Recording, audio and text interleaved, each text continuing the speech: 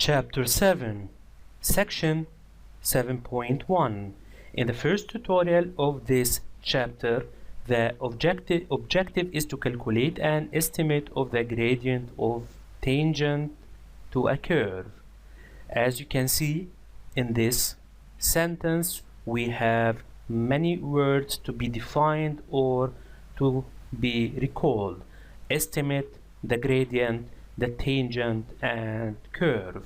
For better understanding, we can look at page 113. It says in section 5.1, you found the gradient of a straight line by calculation and by inspection of its equation.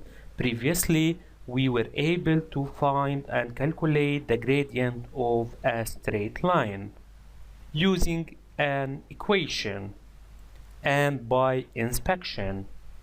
The gradient of a curve changes as you move along it, and so then now it's a curve, not a straight line anymore. If we have a curve and we are asked to find its gradient, then the gradient for this curve changes at each different point on this curve. We have this curve and many points on this curve. At each point, the gradient is not the same. Then the gradient of a curve at a specific point is defined as being the same as the gradient of the tangent on the curve at that point.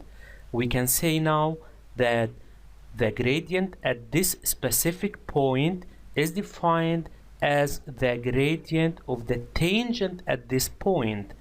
At this point, we can draw a tangent. A tangent is a straight line drawn from this point with a specific characteristics. The tangent is a straight line which touches but does not cut the curve. You cannot calculate the gradient of the tangent directly, as you know only one point on the tangent, and you require 2 points to calculate the tangent of a line. We said we have only 1 point, and at this point we have the tangent. This tangent, we have to find its gradient. To be able to find the gradient, then we need 2 points, as we already know. Then 1 point is not enough. We have to find some method to find this tangent, this gradient. For example, on the same page we have this sketch, this curve, and the point B. At the point B we can draw, as you can see, a tangent. This tangent is intersecting or touching the curve at one point, which is B. Then tangent to the curve at the point B. Now we have only 1 point on this straight line, but we need another point to be able to find the gradient. It says to find the gradient of the tangent at the point B on a curve with a known equation, you can find the tangent of chords joining B to other points close to B on the curve. Then, looking at this curve, if we try to plot another point on this curve, then we can draw a straight line. This straight line, now it has 2 points. From these 2 points we can draw a tangent, but the second point that is on the curve is a little bit far away from the tangent point. Then trying to take another point closer to the point B, which is the intersection point, is going to help us find an accurate gradient for the tangent line to the curve at point B.